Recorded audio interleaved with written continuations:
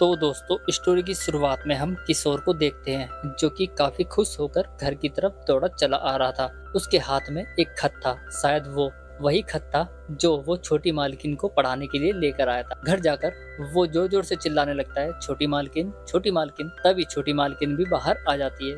तभी हम देखते हैं कि उसकी बड़ी बहन भी किशोर की आवाज सुनकर बाहर आने लगती है। वो बोलती है, अरे किशोर, इतनी सुबह सुबह तू यहाँ क्या कर रहा है? उन्हें देखकर नौकर की सिट्टी पिट्टी गुल हो जाती है। वो उन्हें ऐसे देखने लगता है जैसे मानो कभी देखा ही ना हो। उन दोनों को देखकर वो लेटर पीछे छुपा लेता है और बोलता है, अच्छा मालकिन, एक बात बताइए, आप तो कल आने वाली थी लेकिन आज आप कैसे आ गए? तब मालकिन बोलती है, वो ऐसे ही, क्योंकि मेरा तेरे बिना ना बिल्कुल भी मन नहीं लग रहा था। मुझे तेरी बहुत याद आ रही थी। जिसके बाद छोटी मालकिन कुछ उल्टा सीधा समझने लगती है।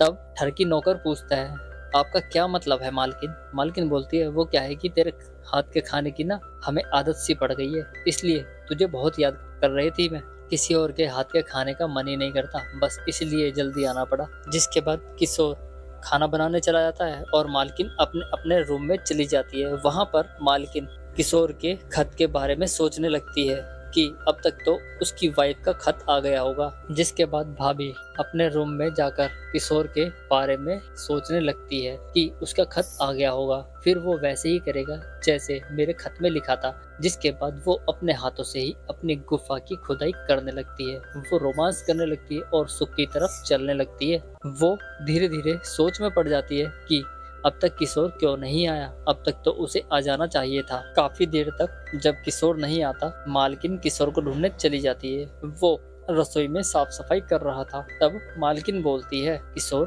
तेरी बीबी का खत आया था क्या? वहीं किशोर इस सोच में पड़ा हुआ था कि कहीं उन दोनों को पता लग गया तो किशोर का भांडा फूट जाएगा। जिसके बाद किशोर बोलता है, मैं खत का इंतजार कर रहा था लेकिन मेरी बीबी का खत अभी तक नहीं आया। तब मालकिन बोलती है, अरे किशोर, मैं तो तेरी बीबी के खत आने की वजह से इतनी जल्दी आ गई हूँ क्योंकि ना तो मुझे दिन को चैन है न रातों को सुख। वो बोलता है, हाँ मालकिन, कभी कभार थोड़ा देर में आता है, देर लग जाती है। तब मालकिन बोलती है, अब तेरी बीबी के खत से ज्यादा मुझे जरूरत है उस खत की।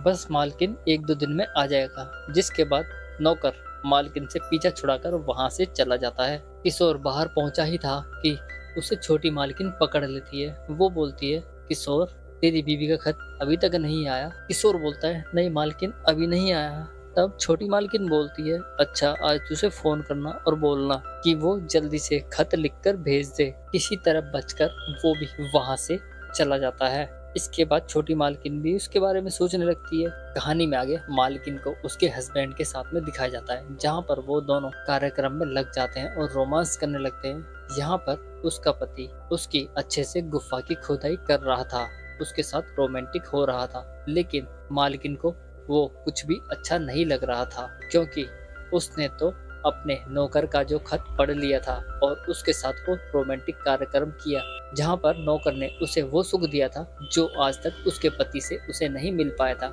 जिस वजह से वो अपने पति से नाराज ही रहती थी।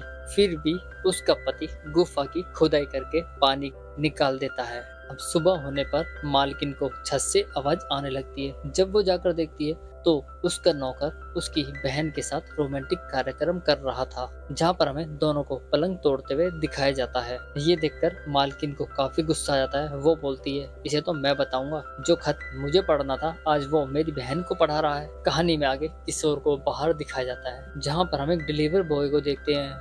वो किशोर से कुछ पता पूछता है और किशोर उस पते को चुटकियों में बता देता है, क्योंकि किशोर तो अच्छा पढ़ा लिखा आदमी था ना। ये देखकर मालकिन को शौक लग जाता है क्योंकि किशोर को तो कुछ पढ़ना ही नहीं आया था और वो वहां पर उस डिलीवर बॉय को पता बता रहा था। जिसके बाद डिलीवर बॉय चला जाता है और किशोर दूसरी तरफ जाने लगता है। यहाँ पर हम किशोर को देखते हैं। किशोर आगे आगे चलता है और किशोर की मालकिन उसके पीछे पीछे चलने लगती है। शायद वो कुछ तूफानी करने के मूड में थे, इसका पता हमें आगे चलेगा। यहाँ से किशोर सीधा अपनी बीवी के पास जाता है। मतलब उसकी बीवी भी थी, वो भी ठीक ठाक थी, अच्छा खासा पढ़ना लिखना आता था सबको, लेकिन उसने ये सब मालकिन से झूठ बोला था।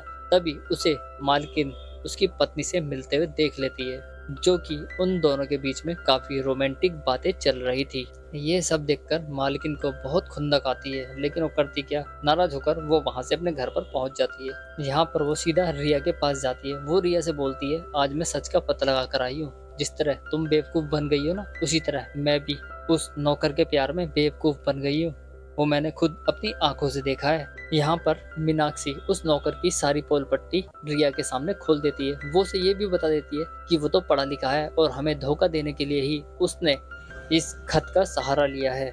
दूसरी तरफ हम किशोर को देखते हैं, जो काफी खुश नजर आ रहा था, क्योंकि वो लेटर को जो लिख रहा था, वो उस लेटर में वो सब लिखता है जिससे वो दोनों भाभीियों को इम्प्रेस कर सके। यहाँ पर हम देख पाते हैं कि किशोर के अंदर कितना गंद भरा हुआ था।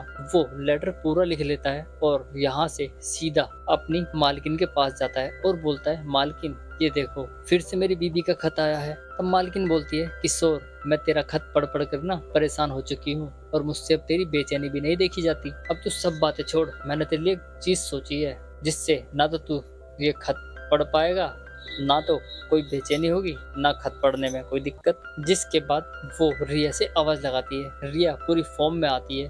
वो उसके साथ किशोर की पत्नी को भी लेकर आ गई थी, जिसे देखकर किशोर की हंसी बंद हो जाती है। शायद अब उसका भांडा जो फूटने वाला था। इसके बाद किशोर की पत्नी उसे खरी खोटी सुनाती है और वहां से नाराज होकर चली जाती है। जिसके बाद किशोर उनसे माफी मांगता है और बोलता है, मालकिन प्लीज आप मालिक को ना बताइएगा, आप हमें जो भी सजा दोगे हमें वो मंजूर होगी। मालकिन बोलती है, माफी तो तुझे नहीं मिलेगी, हाँ तुझे इसकी सजा जरूर मिलेगी। तब नौकर बोलता है, मालकिन ठीक है, ये हमारी नौकरी का सवाल है, आप जो कहोगे हमें वो मंजूर होगा। मालकिन बोलती है, अब जैसा जैसा इस खत में लिखा है ना, वैसा वैसा तुझे हमारे साथ दोनों के करना होगा, यही तेरी सजा है। बस इतना सुनकर तो नौकर के मजे आने वाले थे, लेकिन वो कुछ सोच पाता इससे पहले हमारा ये एपिसोड खत्म हो जाता है। तो मिलते हैं नेक्स्ट वीडियो में, तब तक के लिए धन्यवाद।